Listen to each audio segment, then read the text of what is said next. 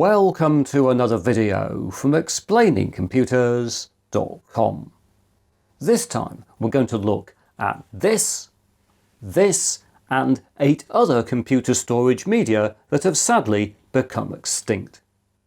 So let's go and delve into retro computing.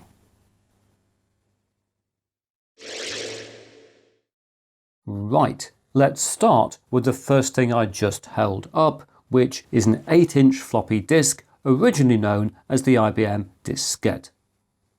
Launched in 1971, these were initially a read-only media for loading software updates onto mainframes. But in 1973, IBM released its 3740 data entry system. As we can see in this brochure, preserved by the BitSavers project, the 3740 was a family of workstation products that were used to prepare data for processing. And 3740 hardware introduced IBM diskettes as a read-write media to replace punched cards. As the brochure proclaims, the IBM diskette can store 1998 1-to-8 character data records. This is about 237 kilobytes, or about the same capacity as 3,000 punched cards. A floppy disk is basically a sheet of mylar with a magnetic coating. Early disks picked up dirt very easily, so IBM put them in a sleeve in which they were sandwiched between layers of fabric to wipe away dust. If we take the disk out, like that, there we go, we can see that in the middle there is a cutout for the disk spindle, and then we have another long cutout to allow access for the read-write head. If we have a closer shot, we can also see that there's an index hole.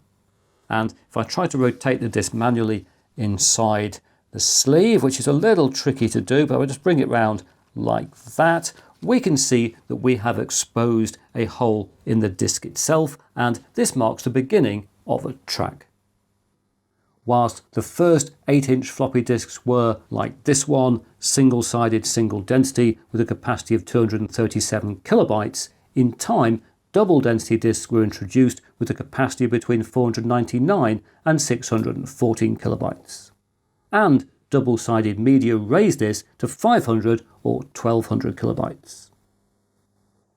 Handling this disk takes me back to the late 1980s, when I encountered them as the storage media used on computer-controlled rostrum cameras on which I shot cell animation at the BBC.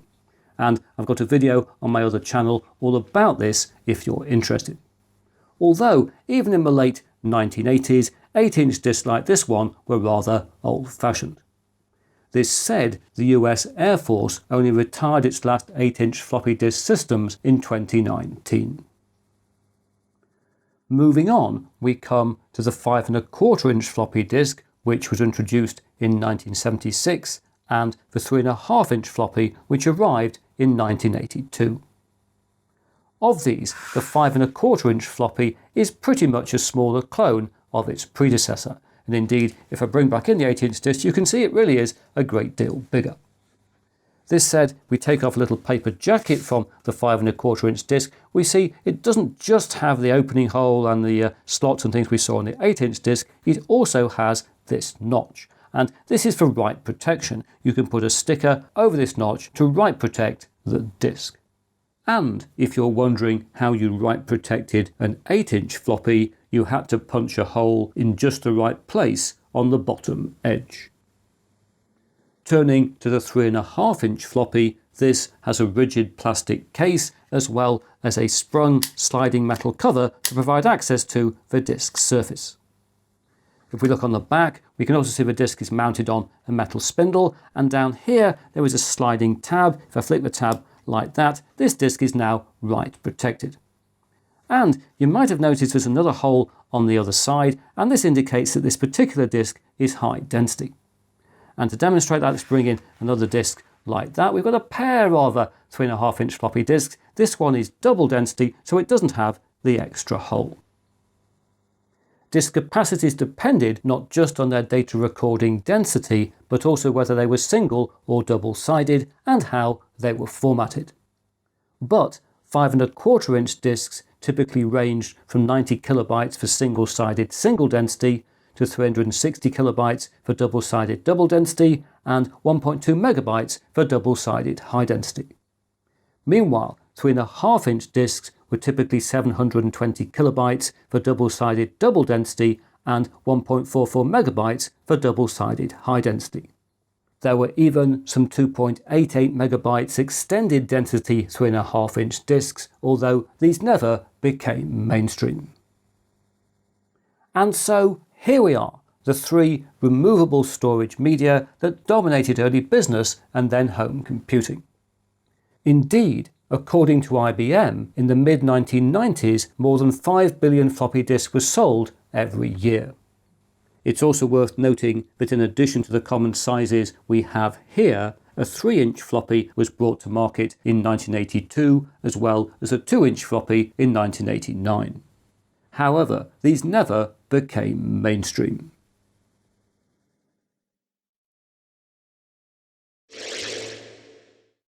Right, let's move on to three higher capacity removable media, which are a 44 megabyte SyQuest cartridge, a 100 megabyte Iomega zip disk, and a 1 gigabyte Iomega jazz disk.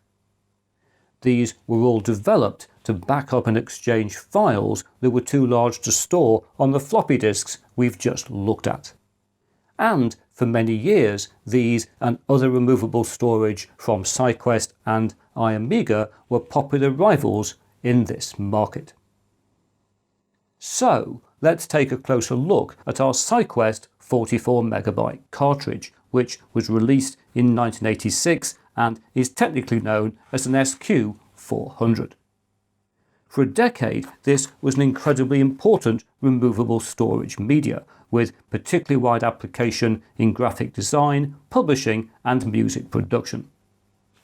As we can see here on the front of the box, it's labelled as a 5¼ inch removable hard disk cartridge, and indeed it's basically a hard disk platter in a housing that slots into a drive that contains the rest of the hard drive mechanism. So let's open it up. These things always make exciting noises, even when they're not being used. There we are, let's get rid of the case like that, and here is our cartridge. And we can just about see the hard disk platter. We can probably see it better from the other side. Yes, I think we can. We can see the spindle in the middle where it attaches to the drive unit. And the heads actually enter from an edge, specifically from this edge here. And if we have a closer shot, we can see there is a cover, which of course the user is not supposed to open, but this is a video, so we have special permission, and I'll therefore do that. And we can see inside the cartridge the hard disk platter. Now, it's worth noting that whilst this is a 44 megabyte cartridge, SyQuest did release 88 and 200 megabyte media in the same form factor, as well as several other forms of removable hard drive storage. But 44 megabyte cartridges like this one were for years a de facto standard, especially in publishing and graphic design, where they were frequently used to deliver artwork to the printers. All good things do, however, always come to an end, and for the SQ400, its slow demise started in March 1995 when SyQuest rival Iomega launched this, their 100 megabyte zip disk, or ZIP 100. This is based on floppy disk rather than hard drive technology, and was the most successful of several so-called super floppy disks that competed in the removable storage market in the mid to late 1990s and early noughties. If we open it up, nice and simple, even for me, there we are, there is our zip disk. If we turn it over, we see the spindle on the back, which will attach obviously to the drive mechanism when inserted into the drive mechanism, and access to the disk is like on the SyQuest cartridge at the edge. We have a little thing like that. Let's flick over that way and have a closer shot, and if I now open things up, yes, we can see the floppy disk media inside the zip cartridge. whilst the first ZIP 100 discs like this one had a capacity of 100 megabytes before formatting, in 1999 a 200 megabyte ZIP 200 version was launched in the same form factor, and this was followed in 2002 by a 750 megabyte ZIP disk. ZIP cartridges were manufactured not just by Iomega but also other companies including Verbatim and Toshiba, and for a while some computers were even sold with internal ZIP drives. On the negative side, while ZIP drives were very successful, they sometimes developed a catastrophic fault that became known as the click of death, which I'm sure some viewers of this video will remember. Moving on, a much more niche product was this, Iomega Jazz. This launched in 1996 with a 1 GB capacity, although 2 GB Jazz discs in the same form factor followed in 1998. Like the SyQuest cartridge we were just looking at, Jazz is based on removable hard drive technology rather than floppy disk technology as used in ZIP disks. If we open it up, here we are. Let's take out our cartridge, which is similar in design to the ones we've seen already. On the back we have a spindle which will attach to the motor in the drive unit, and again access to the internal media is via the edge. The heads go in this particular way here. We can see there is a cover, so let's have a shot of that. And if I pull it back, which is quite hard to do on a Jazz drive, it's not designed for human access, but we will do it anyway, and we can see inside there are 2 hard disk platters. Very exciting, 2 hard disk platters inside a Jazz drive, which I will wrap up again, keep it nice and tidy to keep it all happy. I personally used Jazz drives when I first got into digital video, and I found them to be very fast and reliable. But the technology was relatively complex, and some users did experience mechanical failures. And so there we are, 3 of the higher capacity removable magnetic disk media that people relied on before they were replaced by USB drives, writable CDs and DVDs, and internet file transfer.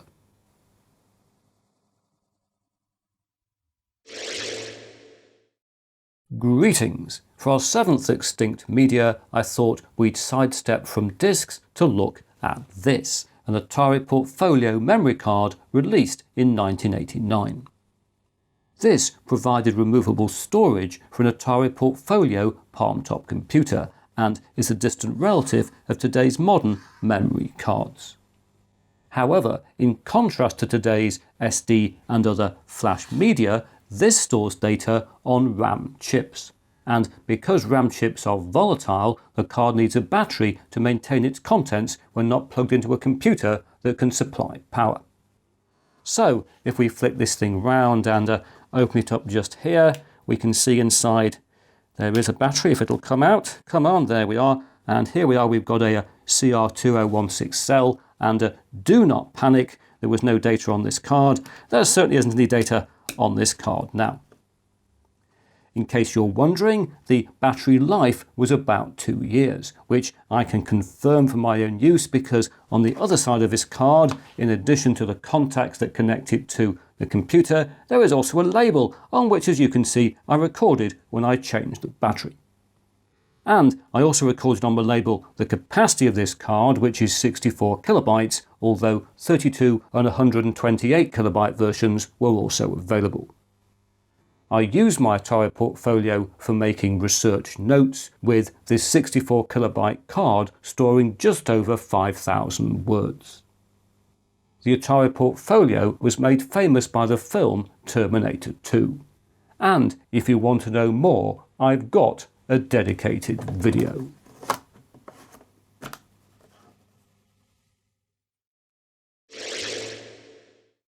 Finally, let's turn to Magneto-Optical or MO discs.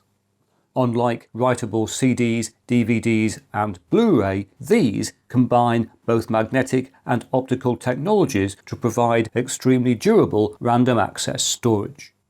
To write data, a laser heats a spot on the disc with an electromagnet then flipping its polarity.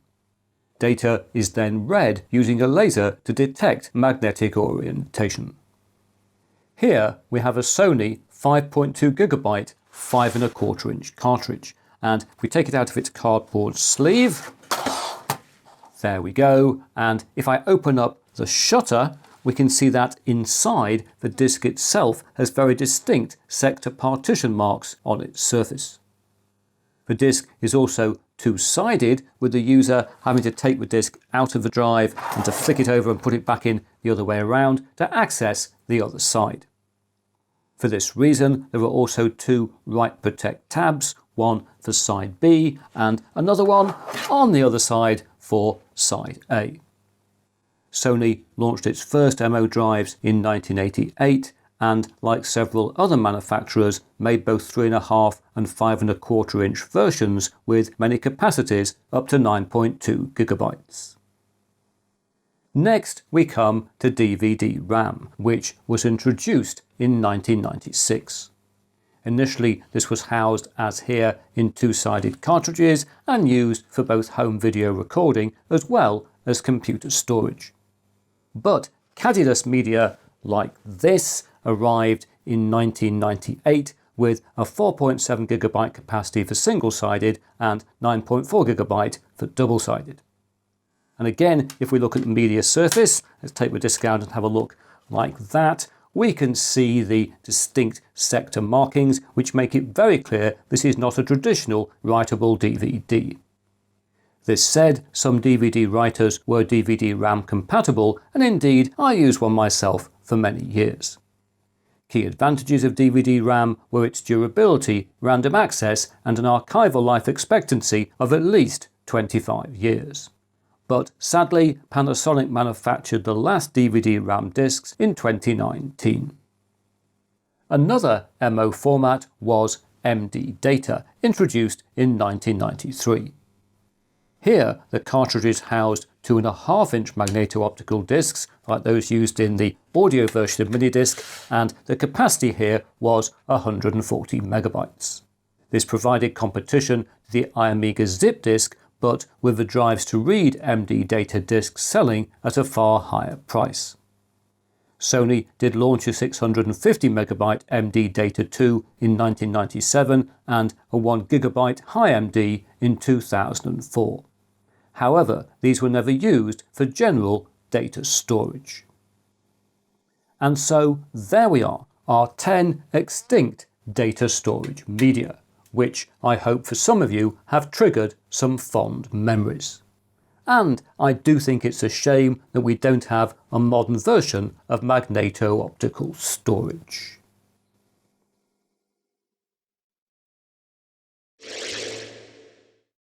Back in 1981, the first computer I ever owned was this, a Sinclair ZX81. And like many early home computers, this stored data on cassette tapes. 45 years later, and many different kinds of storage media have been launched, with many also having become extinct, as we've seen in this video. And without doubt, today's modern hard drives and SSDs offer incredible capacities and performance.